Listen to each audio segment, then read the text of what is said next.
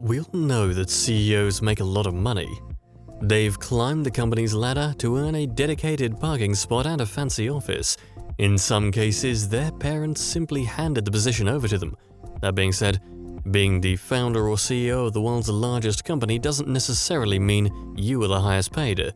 Jeff Bezos is presently the world's richest man with a net worth of over $175 billion, but his base salary as the CEO of Amazon is only $81,840 per year. Today, we are going to take a look at one of the world's highest paid CEOs, Sundar Pichai. The current CEO of Alphabet Inc., the parent company of Google, earned a whopping $280 million in compensation in 2019, making him the highest paid CEO in the world. How did an Indian boy manage to climb the corporate ladder of one of the world's largest companies and eventually become CEO? Let's find out. Born on July 12, 1972 in Madurai, Sundar Pichai has had his fair share of struggles before making it to the top. He was born to a middle-class Tamil family. His father worked as an electrical engineer at General Electric Company, while his mother was a stenographer. Like any Indian middle-class family in the 70s and 80s, Pichai's father had to wait for 3 years before he could afford a scooter. Sundar's father had a manufacturing plant that produced electrical components, and this was where the young chap picked interest in technology. His father will often share stories and challenges that he faced at work with him, and Pichai understood early how technology could save a lot of time. One time his mother was sick and he had to travel to a very far-off place just to collect blood reports for her.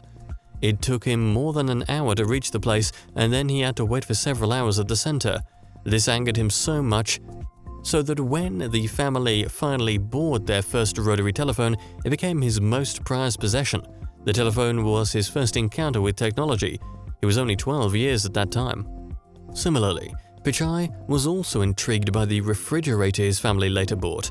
Speaking in an interview, he said, "We waited a long time to get a refrigerator too, and I saw how my mom's life changed. She didn't need to cook every day, she could spend more time with us. So there is a side of me that has viscerally seen how technology can make a difference, and I still feel it. I feel the optimism and energy, and the moral imperative to accelerate that progress." From an early age, his family realized the skill to memorize a lot of things. Pichai often surprised everyone by remembering many phone numbers. He excelled in studies at his school, Jawahar Vidyalaya, a CBSE school in Chennai. From then on, he earned a seat at the Indian Institute of Technology in Kharagpur, where he did his BTech in metallurgical engineering. During his time in IIT, he won a scholarship to study materials science and semiconductor physics from Stanford University, where he went on to complete his MS. Here's a fun fact. When Sundar won a scholarship to study at Stanford, his father had to withdraw more than his annual salary from the family's savings to fly him to the US. Speaking about Pichai, one of his teachers, Professor Sanat Kumar Roy, remarked, "He was doing work in the field of electronics at a time when no separate course on electronics existed in our curriculum. His thesis dealt with implanting molecules of other elements in silicon wafers to alter its properties. It was very clear from the beginning that he was enthused about electronics and materials." After his MS, he decided to pursue a PhD at Stanford, but soon dropped out to work as an engineer and product manager at Applied Materials, a semiconductor maker in Silicon Valley. I bet this came as a huge shock to his parents then. However, in 2002, he got an MBA from Wharton School and did a stint at McKinsey & Company as a consultant. But this was only the beginning of his journey. Pichai joined Google as the president of product management in 2004 before the company went public. He was initially in charge of Google's search toolbar, which allows users of Internet Explorer and Firefox to easily access Google Search. He also went on to work on many other important products like Google Pack, Google Gears, and Gadgets, all of which are no longer functional. What attracted him to Google was the fact that the company was more or less an equalizer. In his own words, "The thing that attracted me to Google and to the internet in general is that it's a great equalizer. I've always been struck by the fact that Google Search worked the same as long as you had access to a computer with connectivity, whether you were a rural kid anywhere or a professor at Stanford or Harvard." Pichai is best known as the mastermind behind the launch of the Chrome browser in 2008. This was the turning point in his career and Google's growth journey. Although the idea of Google developing its own browser was rejected by his seniors at the company, his perseverance and faith in his product was able to convince co-founders of Google, Larry Page and Sergey Brin, and since then, Pichai has become an internationally popular figure. Today, Chrome stands tall as the #1 browser in the world. In 2012, Pichai added another Google division to his portfolio, and barely a year later, he was in charge of running Android. Under his watch, Google introduced Android One, low-cost smartphones, while he took charge of Google+, Maps, Search, Chrome, Google Apps, Infrastructure, Android, Commerce, and Ads. This is a whole lot if you ask me, but Pichai performed excellently well. It was under his watch that Android cemented its place as the world's leading operating system. He also played an important role in Google's $3.2 billion acquisition of Nest in 2014.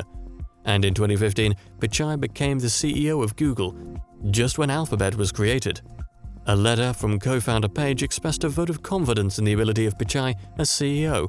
An excerpt from the letter reads, "Sundar brings humility and a deep passion for technology to our users, partners, and our employees every day. He's worked closely with us for 15 years, through the formation of Alphabet as CEO of Google and a member of Alphabet Board of Directors. He shares our confidence in the value of the Alphabet structure and the ability it provides us to tackle big challenges through technology. There is no one we have relied on more since Alphabet was founded, and no better person to lead Google and Alphabet into the future." There are so many stories out there just like that of Sundar Pichai. Daily, people are proving that with hard work and dedication, anything is possible. Pichai's tenure as CEO has brought overwhelming success to Google. With that said, these are some of the most important lessons that every young person can learn from the life of Pichai. 1. Education is still an unshakable foundation. Forget what most motivational speakers say. Forget all the success talks that point to wealthy people who are college dropouts. Let's be honest, it's impossible to attain any level of success without education, whether formal or informal. Some of the successful individuals that are often referenced by motivational speakers had a form of informal education. In the case of Pichai, his formal educational journey undoubtedly guided his professional one. He is an alumni of the prestigious Indian Institute of Technology. He also has an MS in Materials Sciences and Engineering from Stanford, and he capped it off with an MBA from the Wharton School. Now imagine where Pichai would be without these qualifications. And just before you conclude that Pichai was a nerd, the CEO is actually very grounded, friendly, and helpful. He has interests in football and cricket and is an avid fan of FC Barcelona. He claims to watch every game of the club.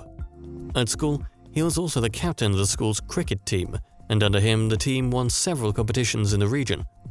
If you plan on towing the professional path, then you definitely need a strong formal education background. Trust me when I say that it opens the doors to jobs with big tech giants. According to a CNN report, companies like Google, Airbnb, Facebook, and Twitter all require a master's in any one of the in-demand fields, such as management, software development, computer science, and infrastructure. So, whether it's formal or informal education, take the time and effort to learn. Get to know more about your area of interest. 2. Patience and humility never go out of style. We live in a fast-paced world and everyone wants to get things quickly. Nobody wants to wait anymore. Young people are so interested in showing off a life they don't have to people who don't really care. Humility is still a virtue, and while it is natural for people to want to operate from a position of strength, strength is not always manifested in unwarranted flexes. For one, Pichai has been known to be notoriously drama-free and has strived to be humble and patient in all aspects of his life. Rumors have it that in his early days at Google, he often spent hours outside Marissa Mayer's office just to ensure that his team members got stellar work performance scores. You must learn to trust the process. 3. Take risks and be different. There's really no laid-down rule on how to live your life and be successful. While many great people before us have left clues and pointers, you must create your own path. While the seniors at Google are okay with the company being just a search engine, Pichai led the company through major changes. First it was Chrome, then hardware and retail. I also think that it was risky for Pichai to put his PhD ambition on hold to seek a job. Well, he had his reasons. The bottom line is that you need to know what you want and go for it. And this is how Sundar Pichai went from a boy of modest means to one of the world's highest paid CEOs.